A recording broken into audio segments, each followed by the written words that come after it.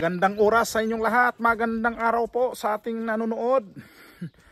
As usual, at ulit, balik ulit ako dito sa swimming pool kasi meron lang akong i-share sa inyo na i-video ko ngayon na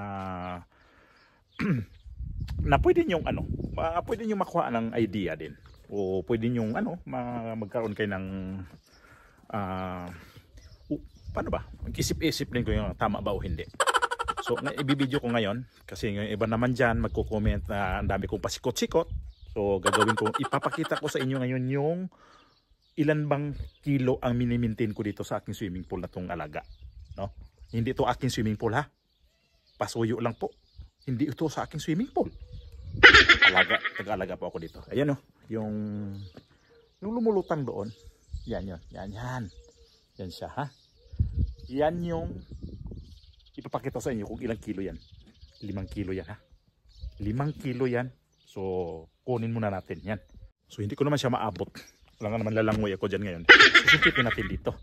Sa aking panungkit. Ito, pangsalok ba? Para i-demo ko lang sa inyo yung na to. Tingnan nyo na. Ayan o. Halik ka dito. Sapul ko na.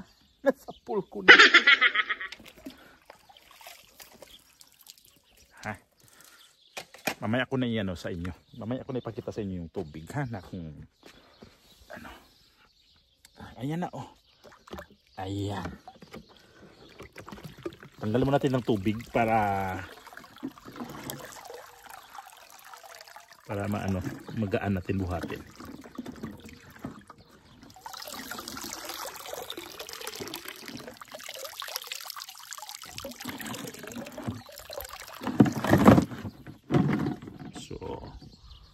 Ayan. Ilang kilo to? Pakita ko sa inyo ha. Ahora mismo. Ito yung chlorine na nilalagay ko. Tablet ang laman nito, no? So 5 kilo para I know mali ha. 2 kilo lang pala to. Mali. Akala ko 5 kilo. Sorry sa kanina sasabi ko. Akala ko 5 kilo talaga. So 2 kilo. Yan Ayan. So ito yung sabi ko na chlorine na 5-in-1. 5 action. Ang nito. Yung floculante. Yung floculant. Algicide. At saka regulador ng pH. At saka anti-calc. No? Yung mga kalawang-kalawang. Ito yung maganda na chlorine. So, itong chlorine na to, nilagay ko lang to siya na magdalawang linggo na. Ito yung nilagay ko to nung nakaraang magdalawang linggo pa to kasi nung pagdating namin dito, magdalawang linggo. Tama, magdalawang linggo nga to. Nagduda pa ako. So, ito yung nagmi-maintain lang dito sa swimming pool na to na ang lapad nito is 10 by 15, no? 10 by 15 yung 10 yung paganon, yung papunta roon at saka 15 yung pahaba dito. So ang estimate lang sa tubig dito ay nasa mga 150,000 liters. So ito yung nagmi-maintain lang 2 liters sa 2 linggo. So estimate ko to siya mga kulang-kulang to mag 1 buwan mauubos ang laman nito. So ito lang yung ginawa kong pang-maintain dito. No? So ibalik natin to dito. Ganyan yung ginagawa ko, no. Ibalik natin to siya dito pang lulutang naman to siya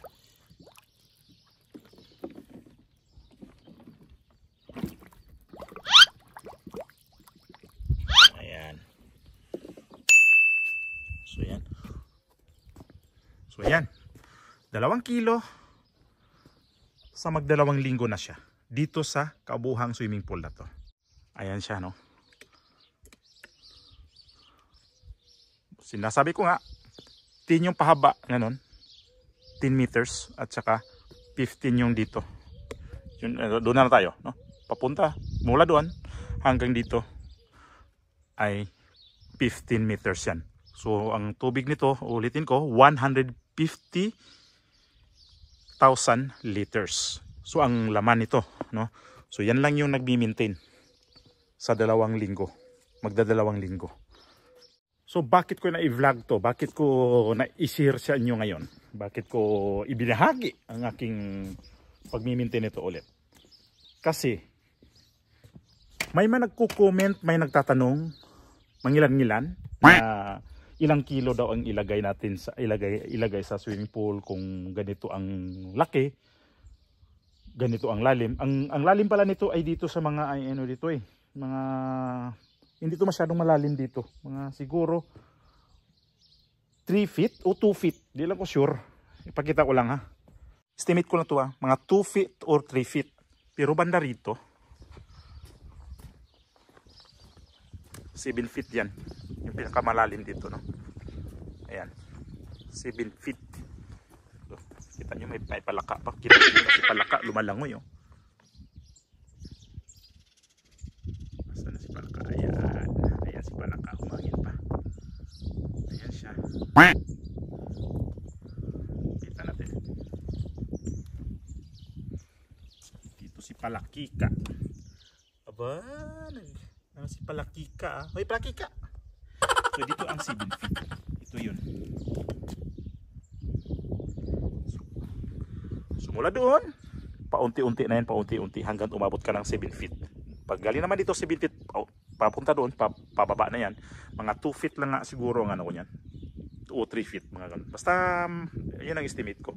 So ito yung tubig sa aking chlorine na ginagamit na 5 impact. Nasabi ko kanina.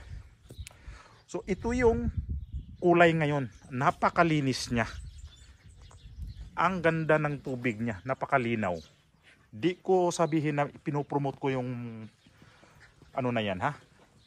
Kailang beses na ako. Di ako nagpo-promote kasi di naman ako kilala dito. Tsaka ang tunay na gumagamit na yan, talagang isasabihin ko sa inyo.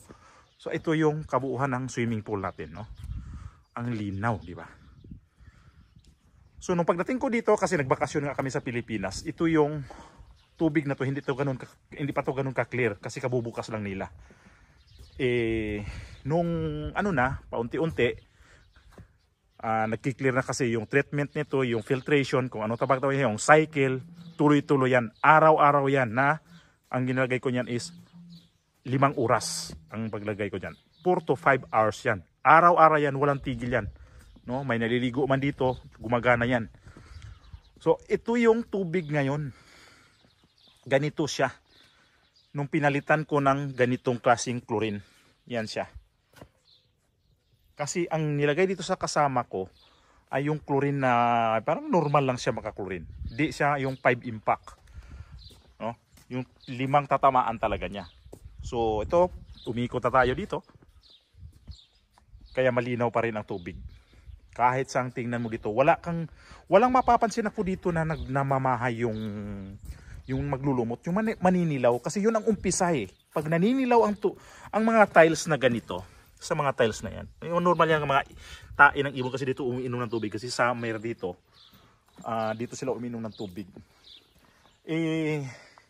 Pag naninilaw ang gilid yan, yung mga tiles, sigurado, nagbabadya yan na magiging lumot.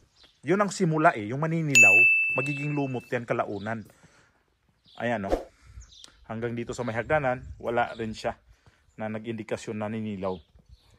So, kumbinsido ako dyan sa chlorine na yan na binibili ko. Mayroon na okay siya. Mayroon ako niyang stock lagi. Kasi nung bago ko magbakasyon, bumili na ako niyan. Iniwan ko. So, yung ano na yan, yung nakalutang ngayon yan, binili ko pa yan nung bago kami magbakasyon nung April. Bago kami umalis. So, nung pagdating ko dito, kasi nga di yan nilagay, nakatambak lang yan sa may stock room, nilagay ko na. So, ayan yung, ito yung nagpalit ang kulay ng tubig. Ang ganda talaga. Oh? Di ba? Hindi siya, ano lang to ha? Yan lang talaga. Yung pH nito, nagsukat ako ng isang araw at saka yung chlorine, normal. Normal siya. Actually, hindi ko pa nagsukat ngayon kasi ganyan ugali ko eh. Pag walang maliligo nga parating nga itong weekend na to, kung walang maliligo nito, hindi ako magsusukat ng ng tubig. Yung mag-test ng tubig pala, sukat. Mag-test ng tubig kasi tsaka ko na ititest pag may parating na. Kasi madali lang naman. Pag sobra sa chlorine, anong sabi ko nga yan dati? Pag sobra sa chlorine, dagdagan mo lang ng tubig yan. Paapawin mo. Damihan mo ng tubig. Pag sobrang pH, yung phenol, so may regulator tayo sa ano. May regulador ng ano sa mga pH. Either muriatic acid or ako kasi di ko masyadong gumagamit ng muriatic acid. Ang ginagamit ko ay yung nitric acid. Yun yung madalas na ginagamit ko dito. So, mas madali sa akin kasi meron ako ng stock niyan. Kasi nakaramdam na ako ng mataas niyan. Madali na sa akin yun kasi pag tubig, paawin lang naman yan. Yun lang naman eh. Ilang beses ko na yan sinasabi, walang sikreto sa pag-maintain ng swimming pool. Ang sikreto lang yan tayo mismo na nag-aalaga. Kailangan bantayan mo lang yung swimming pool mo kung anong nangyayari sa swimming pool mo. Pag maraming naliligo, normal yan, nalalabo ang tubig ng swimming pool nyo. Medyo mag-cloudy. So, treatment lang ho, yan kailangan nyo. Ulitin ko sa inyo ha. Treatment lang po ang kailangan yan. Ano ba ang ibig sabihin ng treatment? Nabubulol ako. Yung treatment is yung doon na yung pump nyo na gumagana. Yun yung pagganahin nyo araw-araw. Pinakamahinang oras yun, 4 na oras. Kasi ito, 4 to 5 hours yan ang ginagawa ko. So, yun yung yung pinaka-sikrito ko na pag-alaga lang talaga ng swimming pool. Bantayan mo lang. Kitang-kita mo na kung ano magiging problema sa swimming pool mo. Tirahin mo na kagad sa mga chemical na dapat ilagay. Ang mga swimming pool, hindi pwede na walang mga chemical yan. Pwede lang sa swimming pool na flowing yung tawag nila, yung flowing, yung dumadalo yung tubig na natural na supernatural nga yun. Yun yung walang mga chemical. Actually, yung iba naglalagay pa nga rin eh. Para iwasan din sa mga maraming naliligo. Iniiwasan nila yung mga lalabo kasi buong araw maliligo ang mga tao niya naliligo. Ay nako, lalabo talaga. Meron ako pinuntahan sa sa Bohol na swimming pool na flowing siya. Na yung Sagnap Spring. Nakita ko talaga yung kasi nga daw di daw simentado yung ganitong ilalim. Nakita ko talaga na kulang sa treatment siya, kulang sa chlorine. So sabi ko kahit flowing to siya, hindi talaga to na treatment yung tubig. Dapat kasi may treatment pa rin ang tubig kahit papaano kasi pangtanggalin yung mga bakterya sa mga naliligo kasi ang mga naliligo iba diyan, di natin maiwasan yan na doon umiihi. Sorry na lang ha, doon umiihi sa swimming pool. So kailangan lagyan natin ng mga treatment na mga sa swimming pool kasi para mapatay yung mga mga super bad bacteria. Kasi bacteria yun eh, yung mga umiihi. Imposible na yung swimming pool na hindi iniihian yan sa mga tao. Lalo pag may mga bata naliligo. Mayroon yan. So advice ko lang sa inyo, lagyan nyo ng konti ng yung tama lang na sukat ng chlorine. Kasi pagka sobra naman pangit yun. Kasi tataas ang phenol, yun yung dahilan na magiging masakit sa mata. Mamumula ang mata nyo pagka nasubra sa phenol yun. Dahil sa chlorine. So ulitin ko, pag mataas ang phenol nyo, lagyan nyo lang kaagad ng lagyan nyo kaagad ng yan, muriatic or ako nga optional lang sa akin yung sa pool naman di ko gumagamit ng muriatic eh. Pero karamihan sa rin ng swimming pool, gumagamit sila muriatic. Ako nitric acid ang ginagamit ko. Ito yung ginagamit kong nitric acid Pakita ko sa inyo ngayon para ito yung pwede niyo mag-google to kung ano ibig sabihin kasi Espanyol ang nakasulat eh. Ito yun Ito yung nitric acid na ginagamit ko. Lapit ko sa camera para makita nyo. Ito siya. Ito yung brand niya, yung 37. Ayan Sulfomant Agua Fuerte. Agua Fuerte yan dito tawag. So, ang yan dito nitric acid. Malakas din to Ito yung pangpababa ko sa pH. Ayan yung pinaka-reason na hindi ko pwede mawala ng mga ganyan. Talagang may stock ako kasi pag dumating nga yung mataas ang pH ito. Halimbawa itong weekend na to ay kailangan kong mag-test ng tubig. So kung wala akong ganyan, magka-problema ako kasi di may ibaba yung pH niya. So para makita nyo talaga kung lakarin natin dito dito tayo una. Lakad tayo papunta doon para di lang na talagang actual ko talagang dinidemo to sa inyo. doon na tayo, no? O dito, dito na lang. Ako na bahala. Sige, dito tayo. Dito ang simula ko. Kasi dito yung ano eh. Ito yung pinakagilid niya eh. 1, 2, 3, 4, 5, 6, 7, 8. Actually, hindi abot siya ng 10. 8 lang, no? 8 lang siya.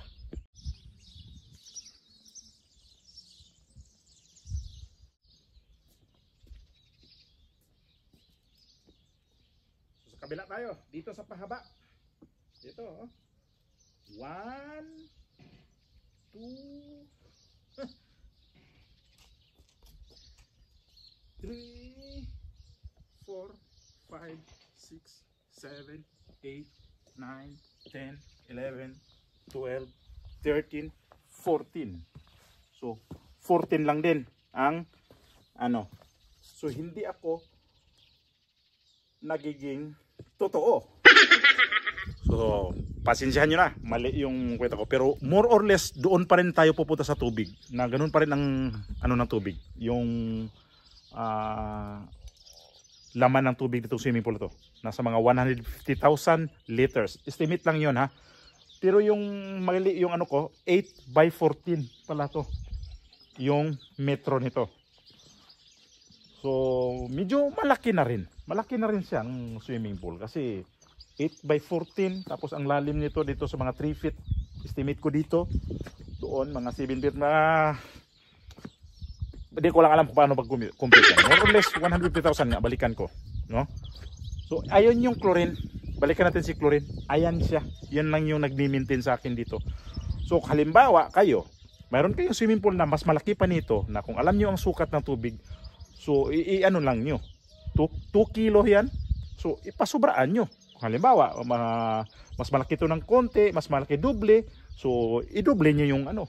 Malaki, ibig sabihin ng doble ng swimming pool ba? Doblehin nyo yung paglagay nyo. Gawin yung 5 kilo o kaya maliit nito. I-estimate nyo lang din kung ilang metro, ilang ilalim ng tubig, ilang lalim ng tubig sa swimming pool. So, bawasan nyo kung ilan ang laman ng ano. Para yun ang magiging maintenance nyo sa inyong chlorine. Yun ang ano, yan yung naano ko na, unti-unti. Kasi yearly ako na pinag-aralan ko talaga kung paano talaga ang tamang pagsukat ng chlorine na hindi naman nakakasama sa naliligo. Kasi mahirap yun nga pag nakakasama sa maliligo. Kasi tayo ang nag-aalaga nun, tayo ang balikan pag ano, tayo ang sabihan nung bakit masakit sa mata. So ito, pinag-aralan ko na talaga kung ilan ang tamang sukat ng chlorine. So halos maano ko na, makuha ko na yung estimate. Yun, 2 kilo lang pala siya sa nagiging ganito kalaking swimming pool. Yan lang mi-maintain. Yan kahit may naliligo dyan, di ko tinatanggal yan dyan. Kasi maintain nga eh. Yung filtration niya o yung pagsacycle ng tubig, hindi ko rin tinatanggal yan kasi hindi naman yung delikado. Kasi ang pump naman niya sa baba eh. Hindi naman yun ano, hindi naman yun nakaka ano na ano yung may naliligo kasi doon ang umiikot sa ano sa baba. Ang layo eh sa baba nito. So sana itong video na to nagkaroon kayo ng idea, kahit kunti man lang na idea. Kung hindi pa kayo nakapag-subscribe sa aking YouTube channel, sana ma-subscribe nyo po ito. Huwag nyo pong kalimutan ang pagla-like kung na-like nyo ang aking video. So muli, ako po si Edgar Mejorada na gumawa ulit ng video tungkol sa swimming pool para ma-share ko lang sa inyo. Maraming po salamat sa inyo. God bless po sa ating lahat.